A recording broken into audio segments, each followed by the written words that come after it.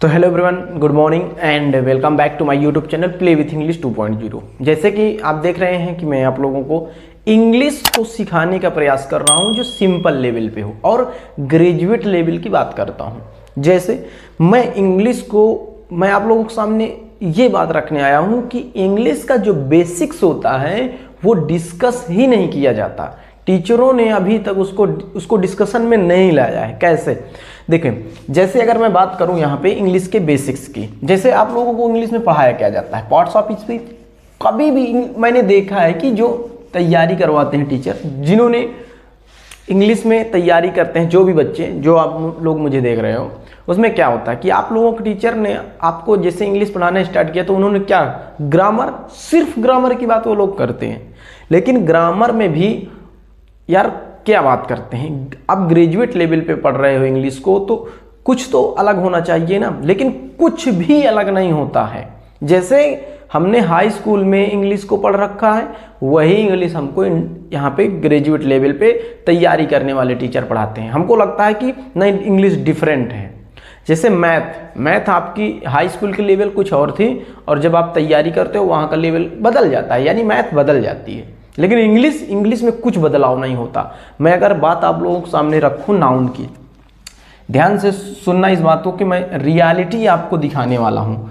मैं अगर नाउन की बात करता हूँ, जैसे मान लो आपके जो टीचर, हमारे जो टीचर हैं, वो अगर नाउन को पढ़ाते हैं तो क्या बोलते हैं, नाउन के 5 प्रकार, यानी सबसे पहले वो नाउन की डिफिनेशन रखते हैं कि noun is the name of any person, place or thing. किसी व्यक्ति, वस्तु, स्थान के नाम को संज्ञा कहते हैं। और कुछ टीचर होते हैं जो बोल देते हैं कि naming word is noun, naming word is called noun. लेकिन फिर उनके 5 प्रकार बताए जाते हैं, प्रॉपर, कॉमन, कलेक्टिव, अब्स्ट्रैक्ट और मटेरियल। फिर जो प्रॉपर नाउन होता है हमें उसकी भी डिफिनेशन बताई जाती है। तो मैं आप लोगों से पूछना चाहता हूं, ग्रेजुएट लेवल पे जो तैयारी कर रहे हो, मैं उन लोगों से पूछना चाहता हूँ, क्या ये चीज़ आपने हाई स्कूल में नहीं पढ़ रखी? क्या आज भी तुमको 5 प्रकार पढ़ने की ज़रूरत है? लेकिन इसका जो बेसिक्स है, जो इसकी शुरुआत है, किसी ने हाईलाइट नहीं किया, मैं उस बात को करने जा रहा हूँ। जैसे अभी आपके सामने मैं कोई भी वर्ड लिखूंगा, यहाँ पे मान लो मैं वर्ड लिख दूँ पुलिस, और आप एक स्टूडेंट हो जो तैयारी कर रहे हो, तो आपके मन में यही आएगा कि मैं इसका पार्ट ऑफ स्पीच अगर पूछ रहा हूं तो आप हो सकता है बोल दो कि ये नाउन है। या मैं आप लोगों से कोई भी वर्ड लिखूं, मैंने कोई भी आपके समकक्ष कुछ भी वर्ड लिखे, आपके मन में रिएक्शन आ रहा होगा कि ये इन है, यानी प्रीपोजिशन है। आपके मन में ये आ रहा होगा कि ये इज, यानी वर्ब है। कैसे जाना है आपने? उस लेवल पे आके आप तैयारी कर रहे हो, उस लेवल पे आके इनको कैसे जाना कि ये इनका स्टेटस ये है। और जब भी मैंने बोला कि हम लोगों को बेसिक्स नहीं पढ़ाया गया, जैसे अब इन लोगों का इन चीज, यानी इंग्लिश का बेसिक्स क्या है उस बात को समझो। जब हम पार्ट ऑफ स्पीच पढ़ना हमको शुरू करवाया गया तो सबसे पहले तो पार्ट ऑफ स्पीच की डिफिनेशन बताई गई थी। किसकी? पार्ट्स ऑफ स्पीच की।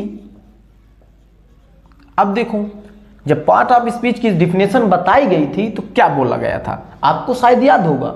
हमें बताया गया था कि words of English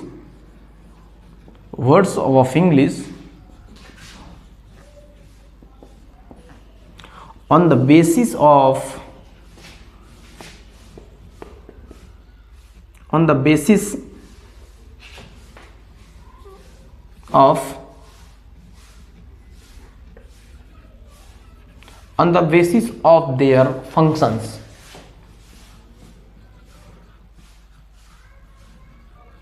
basis of their functions, are divided into 8 categories। ठीक, इसका मतलब समझो, they are called part of speech. सबको पढ़ाया गया है, पार्ट ऑफ स्पीच की डिफिनेशन सबको पता है। मैंने यहाँ लिख रखा है वर्ड्स, नॉट वर्ड। वर्ड्स, यानी ये इसका मीनिंग है कि इंग्लिश के सारे शब्दों को उनके फंक्शन के आधार पर, फंक्शन के आधार पर 8 भागों में बांटा जाता है। अब एक बात मैं आप लोगों से पूछूं कि फंक्शन क्या होता है। मोबाइल खरीदते हो, उसमें देखते हो ना क्या क्या फंक्शन है, और उस फंक्शन के आधार पर आप डिसाइड करते हो कि ये इस चीज़ का फंक्शन है। गैलरी देखते हो, इसका फंक्शन समझ में आता है, गैलरी में कुछ भी रख सकते हो, उसका वो फंक्शन है। कैमरा है, कैमरा का फंक्शन क्या है, फोटो को क्लिक करना फंक्शन है। बट जब पार्ट ऑफ स्पीच यानी इंग्लिश की हमें बेसिक्स की बात आती है तो वहां पे क्या बताया जाता है। डायरेक्ट 8 पार्ट ऑफ स्पीच होते हैं, नाउन प्रोनाउन करके 1 बाय 1 हमको उनके डिफिनेशन और उनके प्रकार सारी चीजें डिटेल में शुरू कर मतलब लिखवाना है, सारा शुरू हो जाता है। और लास्ट में आते आते 6-7 महीने वो एक अच्छी बुक बन जाती है। बट बेसिक अगर आप जान लो तो बुक बनाने की कोई ज़रूरत नहीं, इंग्लिश को लिखना भी नहीं है, लेकिन सारी की सारी समझ में आ जाएगी। अब मैंने आपको बताया कि words of English on the basis of their function, English को नहीं, इंग्लिश के सारे शब्दों को 20 लाख वर्ड है, उन 20 लाख वर्ड को फंक्शन के आधार पे 8 भागों में बांटा गया है। स्टेटस जो उनको मिला है उनके फंक्शन के आधार पे मिला है। अभी आप इसको पुलिस बोल रहे हो यानी नाउन बोल रहे हो, इसको आप प्रीपोजिशन बोल रहे हो, इसको आप वर्ब बोल रहे हो, क्या ये फंक्शन कर रहे थे? आपको पता चल गया। देखो फंक्शन का मतलब होता है इनको सेंटेंस में यूज करना। अगर हम यहां लिखें ही केम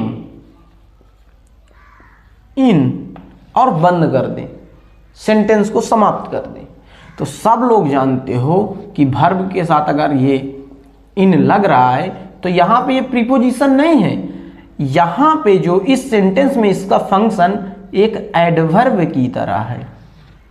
देखो अगर मैं लिख दूं इज अ हेल्पिंग वर्ब, इस सेंटेंस में आप देखो तो ये यहां पे वर्ब नहीं है, ये यहां पे नाउन है मेरे भाई, ये नाउन है यहां पे। क्यों नाउन बना? क्योंकि यहां पे लिखा हुआ है कि words of English on the basis of their functions, function के आधार पे 8 भागों में बांटे जाते हैं। यहां पे ये एडवर्ब है, यहां पे ये नाउन है। और देखो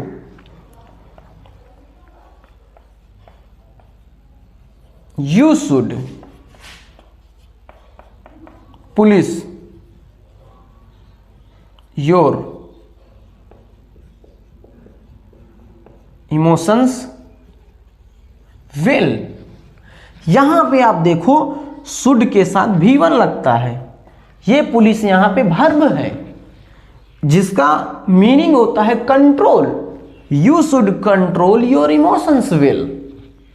अब ये बताओ अगर ये मैं कहीं खाली देख लूं, चलो हम हाँ छोटा बच्चा है जो हाई स्कूल इंटर का बच्चा, उसको नहीं पता तो बताए अपना कि ये नाउन है कि क्या है। बट अगर आप तैयारी करने वाले छात्र हो, स्टूडेंट हो ग्रेजुएट लेवल पे, तो डिफरेंट रहोगे कि नहीं मेरे भाई?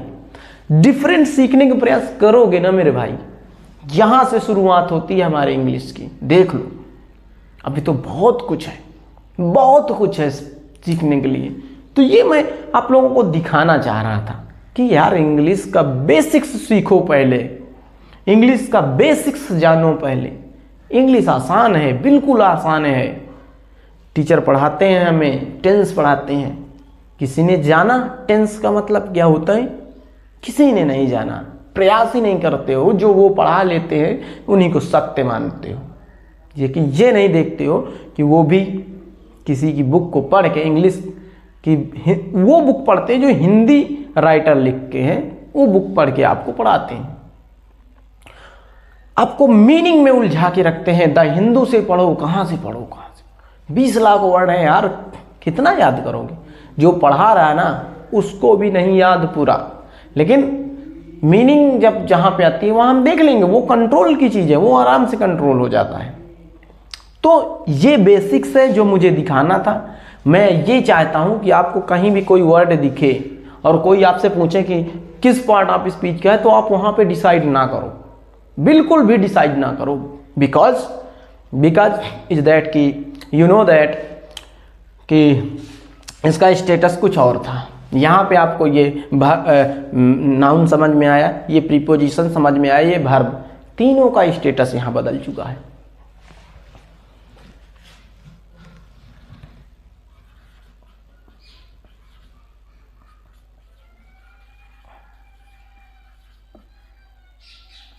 देखो लिखा है वाइंड योर वॉच, यहां पे वाइंड वर्ब है।